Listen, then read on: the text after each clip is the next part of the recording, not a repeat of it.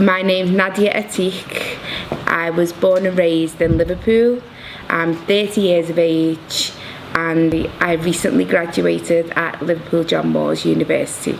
I decided to take up fashion. I went to Liverpool City College and I did my first 2 years as a foundation degree, and then came to Liverpool John Moores to top up and made it into a BA Honours for my final year. So yeah, I did my 3rd year at Liverpool John Moores University, which was very interesting, and the contrast between the college and the university was very testing at times. The workload was, it was quite a lot. Going from the 1st year to the 2nd year, there was a contrast. The 1st year was quite tough because I actually came from an art and design background.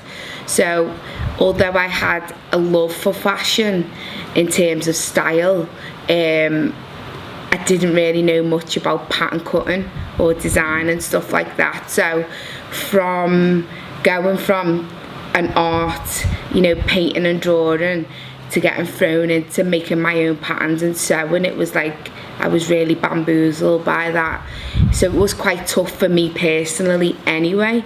As I got to the 2nd year, I warmed to it and I got into it and my grades were really good. But unfortunately, coming to my 3rd year and doing the top up year at John Moores, it was like worlds apart.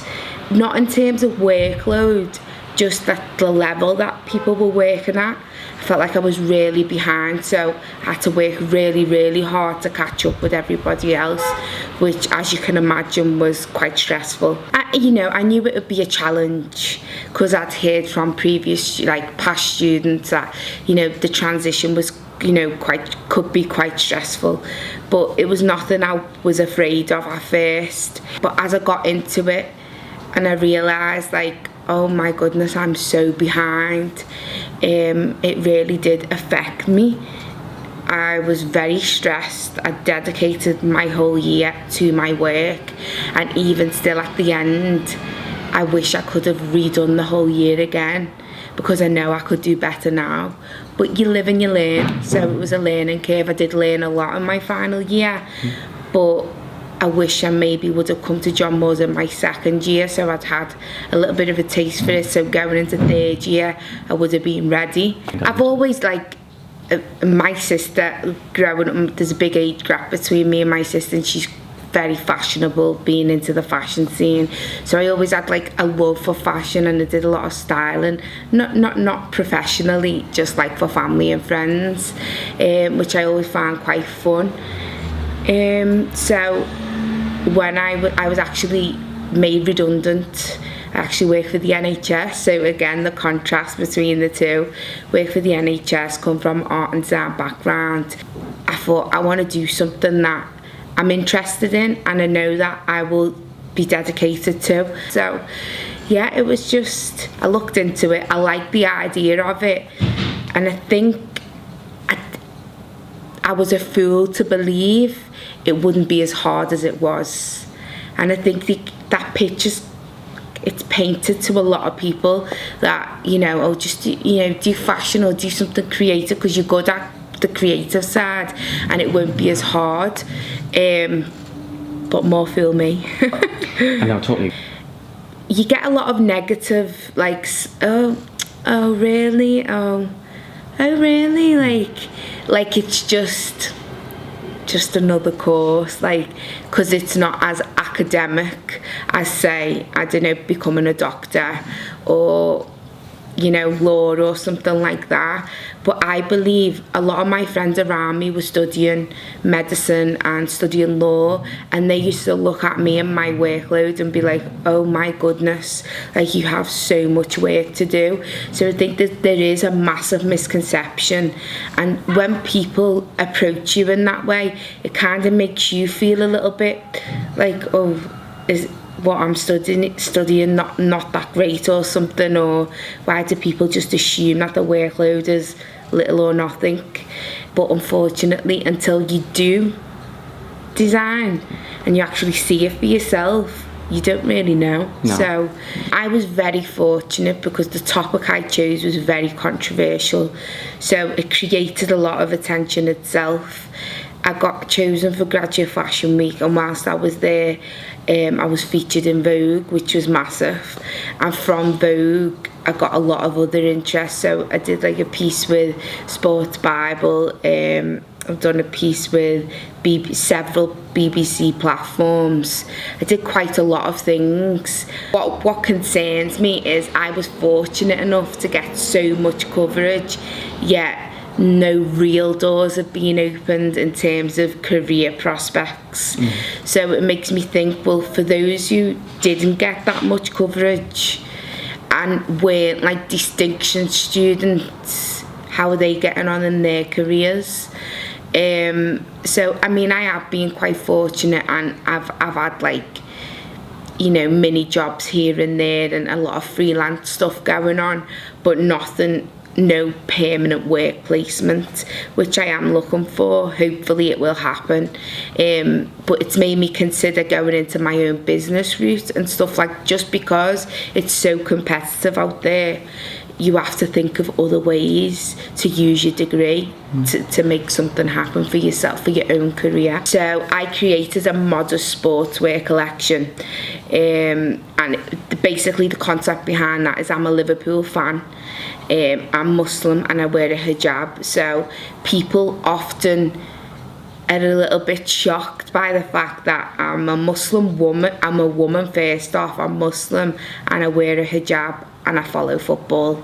Like, they just can't seem to get their heads around it. So for, as I was, you know, doing my research at the beginning, I wasn't too sure which direction I was going to take it in, and I found that my tutors at the time were really interested in the fact that I, again, was a Muslim woman who followed football. So from that, I then decided, you know what, I'm going to make a statement with this and make it into a controversial collection, you know, to make a statement and say that I am Muslim, I am proud, and I do follow football.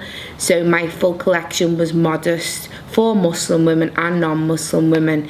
Hijabs involved, and I played with like the Arabic language and stuff like that, and I just tried to tick a lot of different boxes within my collection. This piece here, the scarf, was just basically the typical fan scarf, but I wanted to put my own spin on it, you know, very bold, very bright, and I think it, you know, it's very loud to make people aware that, yeah, I am, again, as I say, Muslim, I'm a woman, and I follow football. Here I am. As a woman, sometimes, yes, I think it's getting better with time, but and I'm not being biased because I'm a Muslim woman, but being a hijabi woman and wearing a headscarf, people instantly make assumptions, and, you know, they put you in a box. So it's hard. You feel like you're constantly trying to prove a point, like, well, I'm just like you. Like, I like colour, I'm bold, you know, I'm quite loud, and, you know, I've got an opinion. Don't put me in this box. So there's always going to be some form of, I don't know, misconception there that you feel like you have to correct along the way, even if it's not there. You know, just small comments can make you feel that way, and people don't realise they're doing it. But unfortunately, in this day and age, and the way Muslims are perceived generally, you know, that stigma, I think, is going to be there for a very long time. So that's why within my collection I wanted to, you know, make people talk, like, oh look, she's a Muslim girl from Liverpool, she wears a headscarf, she likes colour, she's being brave. And, you know, people still had negative things to say about my collection. Oh, who does she think she is? It's so bright. What Muslim woman would wear that? They're only allowed to wear black, things like this. So the fact that they're talking, for me, is a good thing, because where they would have only ever said, oh, they can only wear black, they can only do this, they're talking about the collection and the fact that it is loud, and it, you know, it does make a statement. So I feel like I did kind of do what I set out to do. I think you have to be very headstrong, and that's a shame to say, like, but I do think you have to have thick skin, because I got a lot of, negative feedback after my collection, like, kind of went viral, if you want to say, from middle-aged men who don't really have much of an opinion, but when it comes to, wearing a headscarf or being a woman, and you're talking about something controversial, they like to have their 2 pence about that topic. So I do feel like if you're not tough-skinned, them comments can really affect you. Not only that, the knockbacks. So if you're applying for jobs or you're struggling with work, you need to know that. You just need to take one step at a time. I think that's one thing I really learned, like, ignore the noise, be patient, and patience is key. And as much as everything's fast-paced and stuff, take it at your own pace, because we can't live to please everybody in this world, no matter what. It's just the biggest designers out there. I might not like what they're doing, and so on. And so they might not like what I'm doing. Everyone's got their own personal opinion and personal preferences. So I feel like you just have to really take one step at a time, be calm, patient, and try and enjoy it as much as possible, because if you don't enjoy what you're doing, it's even harder. It's even harder to cope with. I've got family members who suffer with mental health issues, and I know how easy it is, like, to suffer from mental health, and how, things that people may assume are small things can have such a great effect on somebody completely different. I do feel that there is a problem, a massive problem, and I do believe that we need more help in place for students, for people generally. To be totally honest, there's not a lot, although there's a lot of campaigns at the moment, I feel like it's not reachable for a lot of people. Like, you hear about these campaigns, but not a lot of people use them. So I think people need to be more aware. Teachers, staff need to be more aware, and consider people's mental health 100%. I did struggle, yes, I did struggle. I wouldn't say it was severe in terms of the mental health. I struggled with it myself. Like, you have down days, you have up days, you have down days. You had days where it was like, what, I've had enough. That's it, I'm not doing it no more. I can't physically do it, because it was so challenging. Because for me, it was like I couldn't do anything else but my work. And that was a real struggle, because I come from a very close-knit family and we do a lot together. I have my own business and stuff like that. So I really struggled trying to factor in all those elements in my life and get the grades. Like, it was really tough. And I feel like the more pressure that was put on me, obviously the harder it became.